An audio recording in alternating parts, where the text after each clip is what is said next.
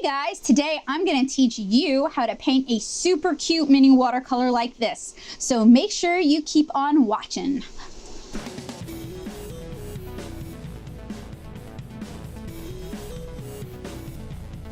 This tutorial, you're going to need a glass of clean water, the watercolors of your choice. I'm going to be using a daisy palette. I'm also going to be painting on fluid cold pressed watercolor paper. This is the cellulose paper, not the expensive stuff. And I'm going to use mainly synthetic brushes for this just because they handle quite well with the Sakura Koi watercolors that I'm going to be using in this tutorial. And you can check out a link in my description below if you would like to order your own set of Sakura watercolors. And if you're looking for more watercolors, tips, tricks, and tutorials, don't forget to check out natosoup.blogspot.com.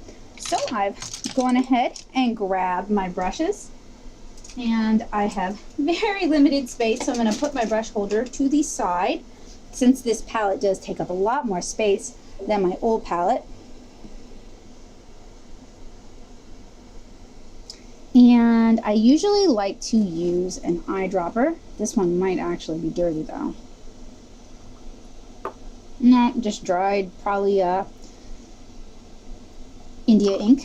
And because I started my review earlier, or my overview earlier, most of my pigments are activated, but if you are watercoloring and you're using half pans like this, it's good to put a drop of water in each pan that you plan on utilizing.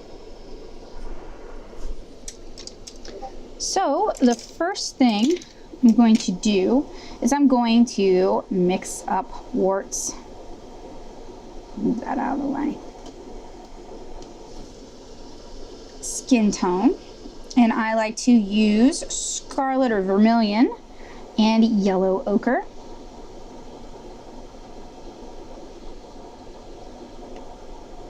And these paints can be quite opaque, as you'll find out if you watch my overview video. So you really don't need a whole lot.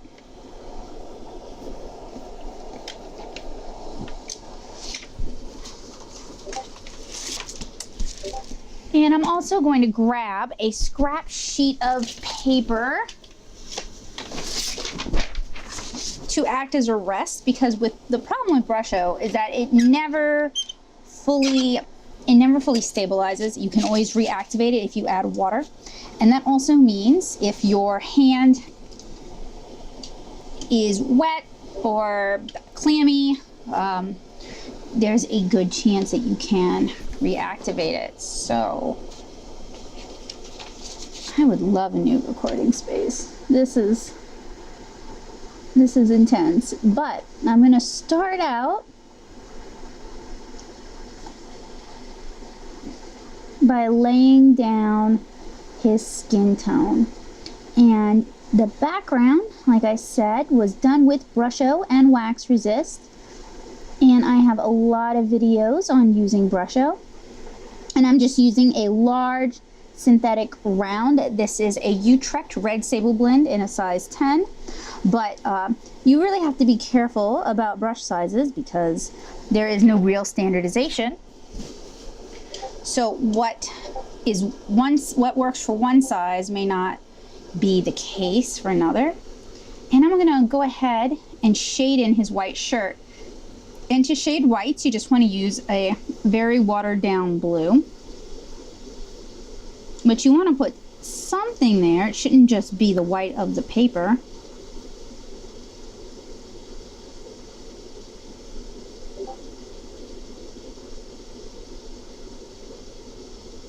Okay, now need to step away and allow that to dry. Alright, so his skin is still drying, but I'm going to go ahead and paint his hat. And I'm going to start with one of the reds, and I'm going to mix it into one of the pans just to make sure I get enough water in there. And add a darker red, and I apologize that I am pulled out, so that you are pulled in rather. So you can't see the colors I'm using, but hopefully you can at least see what I'm doing. And we, as always, want to start light because you can always get darker, but it's much harder to get lighter. So I find it's easiest to just start a couple shades lighter, or even multiple shades, depending on what we're rendering. Start lighter and work darker. And then his cloak is dark blue. So I'm going to do the same in another palette.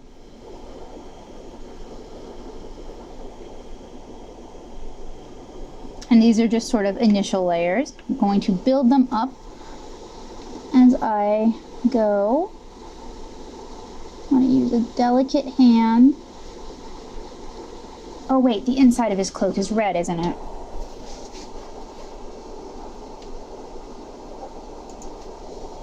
Alright, if you goof like that, in general, you can take a brush with clean water and just sort of wash that out. Yes, the inside of his cloak is red.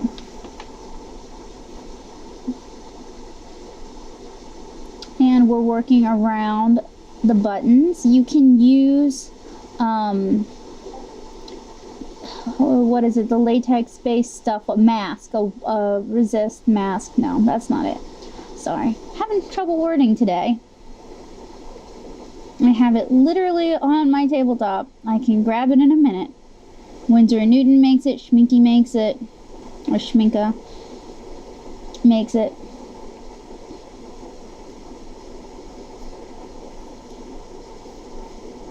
Problem with these natural hair, or sorry, synthetic hair brushes is that they don't hold water worth anything. They will just deposit it on your paper surface and be done with it. They're very lazy. So you have to be careful with them. They do have a bit of a mind of their own. I'm gonna go back in to his hat now.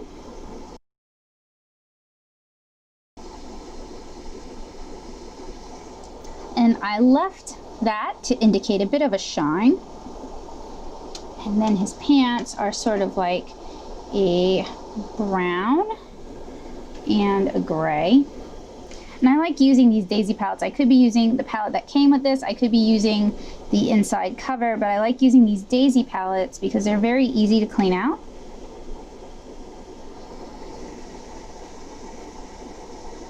There's pretty much always one in my sink ready to be washed.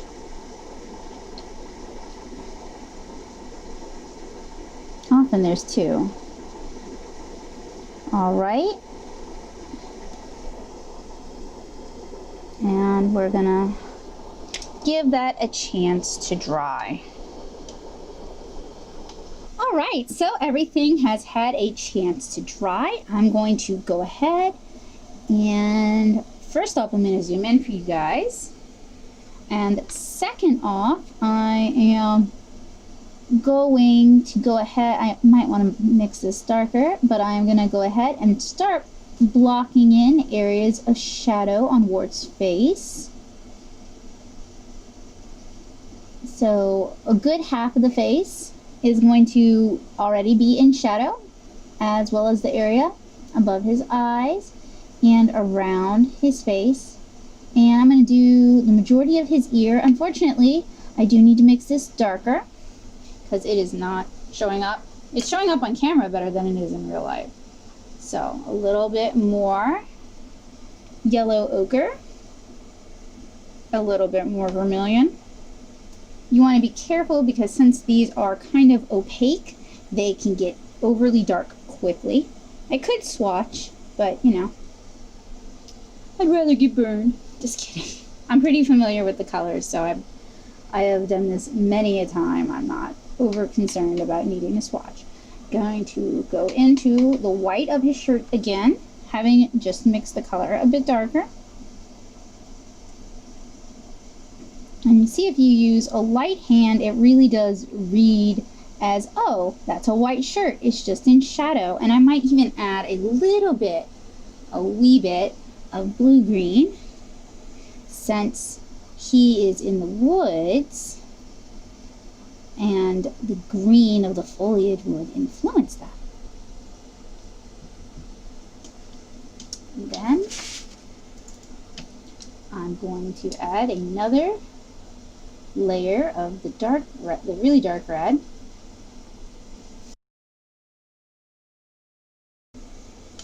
And step away. All right, so this has had a chance to dry. We're gonna go ahead and start using that darker mix. Hopefully we can get a little more contrast.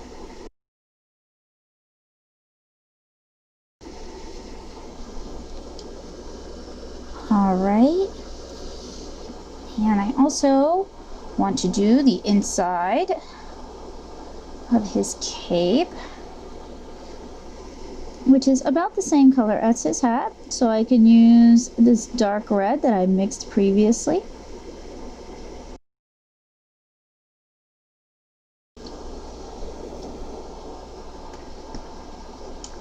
And then just a little bit of the blue here where the cape would overlap.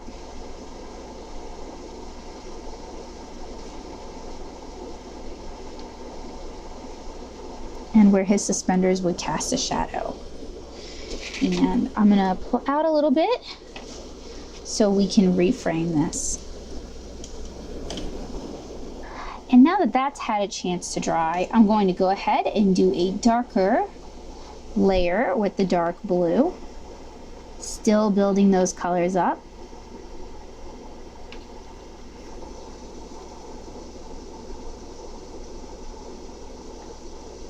And I know a lot of artists paint with this particular set as well as the Artist Loft set very thickly. They treat it more like gouache than watercolor, and that's definitely something you can do, especially considering that these are very opaque watercolors. In fact, that is a technique that I would really like to play more with. I have not had good results when I have done it in the past, but that was with a different set. So perhaps I will get better results trying it out with this set.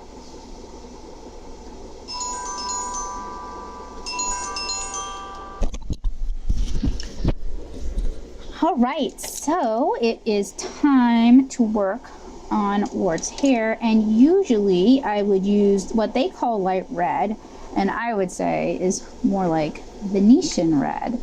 I would usually use that mixed with black until I got a brown close enough, because it can be a little difficult when you're working with one brown in a single palette, but with the 24 palette we have two browns.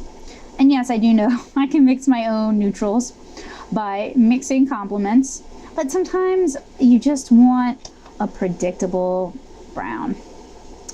Fortunately, I don't think I'm going to be able to get it dark enough by mixing the two browns, so mix in a little bit of black, and that should do it. But before I paint his hair, I actually want, let me zoom out a little, I actually want to do some lifting on his pants. So I'm going to take a brush and dip it in clean water. I'm going to go over the area I want to lift, and that's where these synthetics are particularly handy. They do a really good job of lifting, sometimes too good. See, lift that, and then we're going to first add some water back to the base color, but also sort of blend it out a little bit. Now I'll go ahead and do the first layer of Wart's hair. And you guys might, those of you who watch my other types of watercolor videos, you might notice that I'm not the biggest fan of synthetics, but synthetics are very affordable and you can find them at a wider variety of places, and they will take a lot of abuse. So if you are just beginning, good synthetics are perfectly acceptable, although I would recommend having one or two decent, sorry about that, one or two decent natural hair brushes. You can get those fairly affordably. at Jerry's Artorama. Go ahead, add another layer to the interior of his cloak. And the green background was a good decision because the red of his hat and the red of his cloak contrast nicely. So he pops out from the background. Go ahead and let that dry. All right, so everything has had a chance to dry.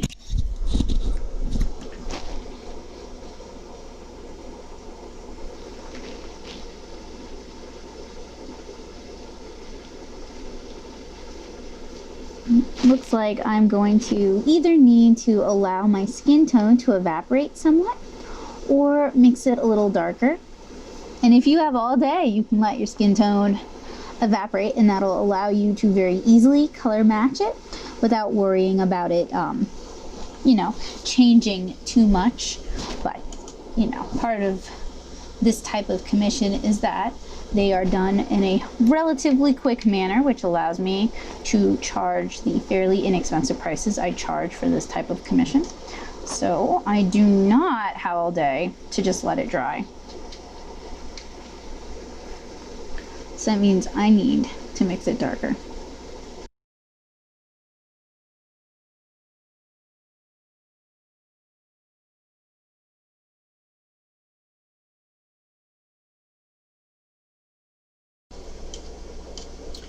And we're gonna need to mix the brown in his hair darker. So we're gonna need to add more black to that.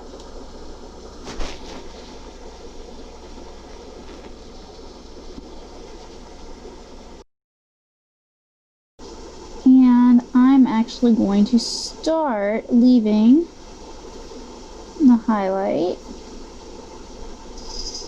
So I'll start underneath the brim of his hat.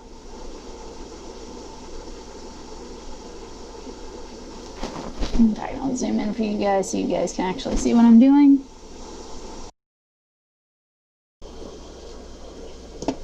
And we're gonna step away and let it dry. All right, so that's had a chance to dry. I'm gonna go back into the face.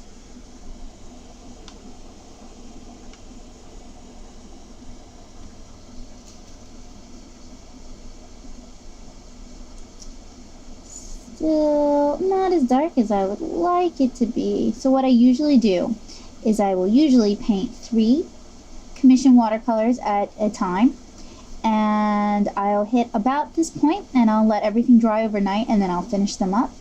But since I am working with a slightly different palette than I'm used to, I wanted to give myself the opportunity to get used to it.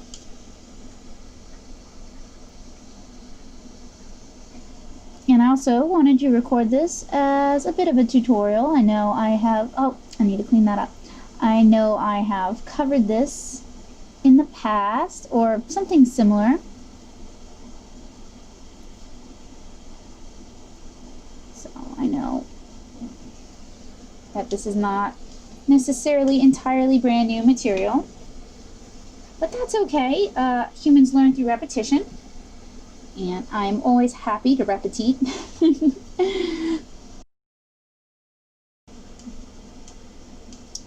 He's coming along quite nicely. Not the hottest on his hair, but we're gonna keep working on that. We're gonna get it good. I have a big Yuri on Ice commission that I'm excited about that I'm also going to record for you guys. Mostly because I'm just excited about it. And I think it will be a cool thing.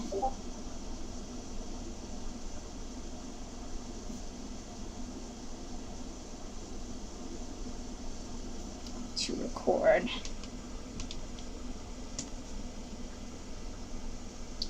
And I have a bush here that I missed with the Brusho, unfortunately. So I'm just gonna fill it in and add some wet into wet blending just to help make it look like the background. And I'm going to step away.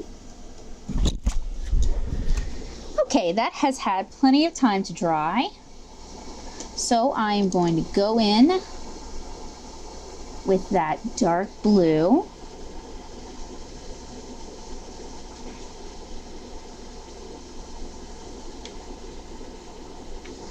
Makes it much darker. And put another layer or two on the cloak.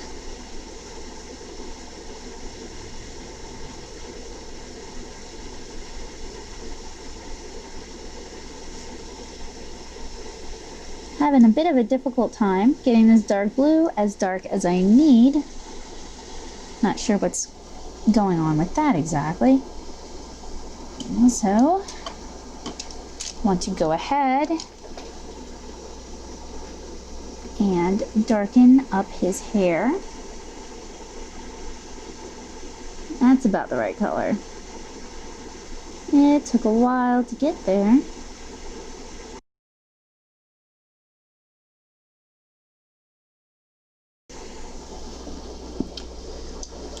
All right, I think you guys know the drill by now. Step away and let it dry. Guys, this has had a chance to dry overnight, so I am going to go in and tighten some of the details that were kind of left unfinished yesterday. One of the first things I want to do is I do want to add some blush, and then I'm going to want to blend that out.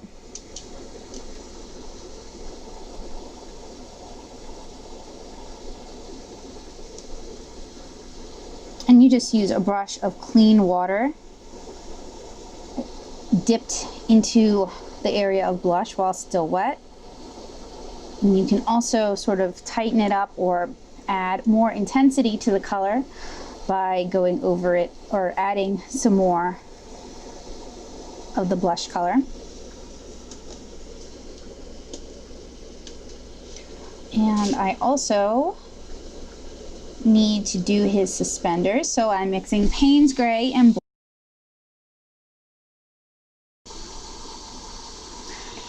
Then I'm going to go back in with the indigo color. It's actually Prussian blue, I believe.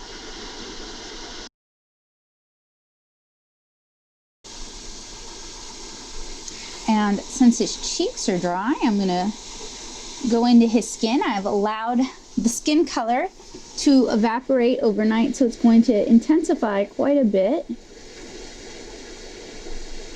And I'm going to use that to paint in some of the darkest shadows of his skin. And I need to go back into his neck when this blue has dried.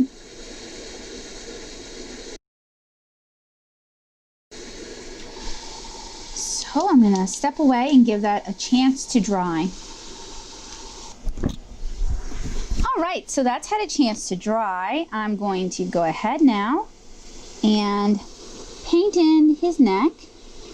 And I want to darken up the shadow on Wart's hat. So I'm going to go ahead and activate my watercolors since they did have a chance to dry overnight.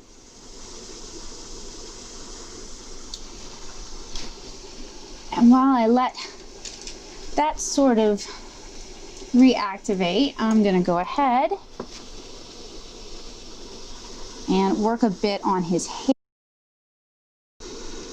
Today I'm also going to start a Victory watercolor, so I hope you Yuri on Ice fans look forward to that.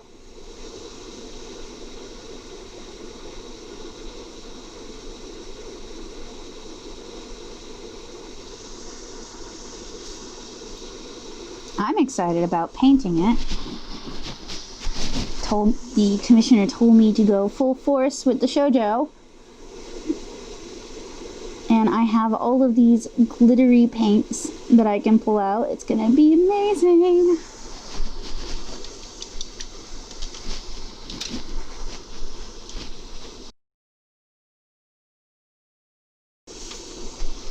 All right, I think that darker red has had a chance. I may end up working some purple into it as well.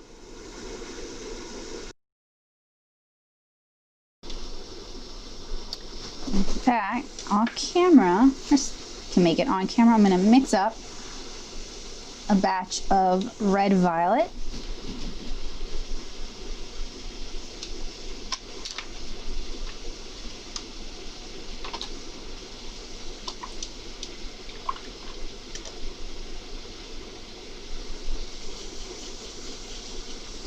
It is handy to have a pre-mixed purple. You can't actually get as nice a mix with the 12-piece set by mixing Prussian blue with the sort of burgundy color they've included. So having a warm violet that you can mix is actually really helpful.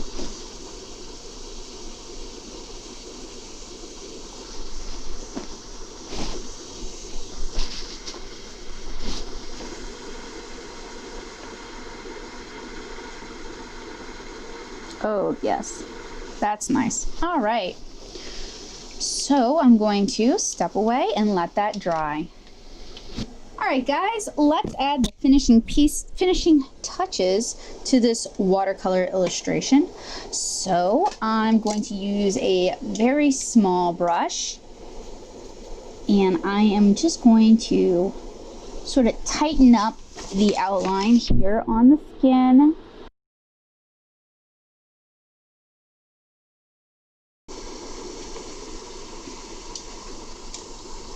As well as maybe tighten up his shirt a bit with a darker shade of blue.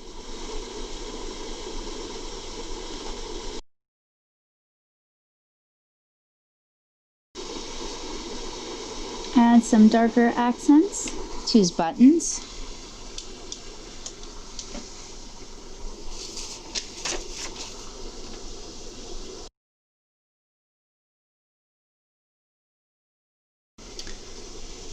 Tighter line on his cloak here, if we can get it. I may have to mix some black in there just to get it dark enough. Normally I would not recommend that you mix black in, but we are sort of limited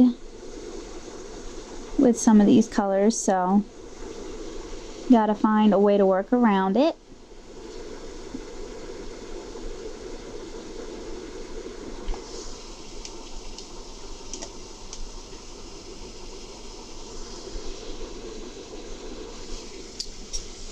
Right, and then I need to let that dry before I go in with white accents.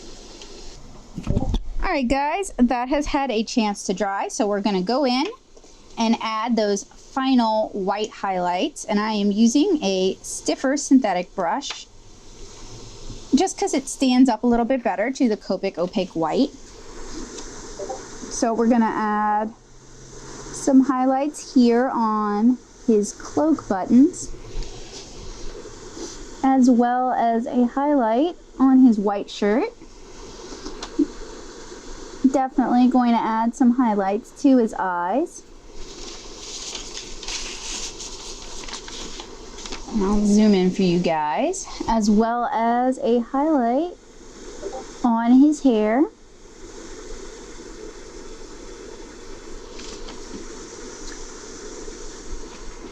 And I think that might be it for white highlights.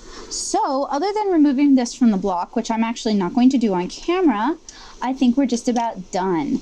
I hope you guys enjoyed this video. If you're interested in commissioning me for a watercolor piece of your own, you can let me know in the comments below, or you can contact me via email, or you can check out my options at my site, nattosoup.com/shop.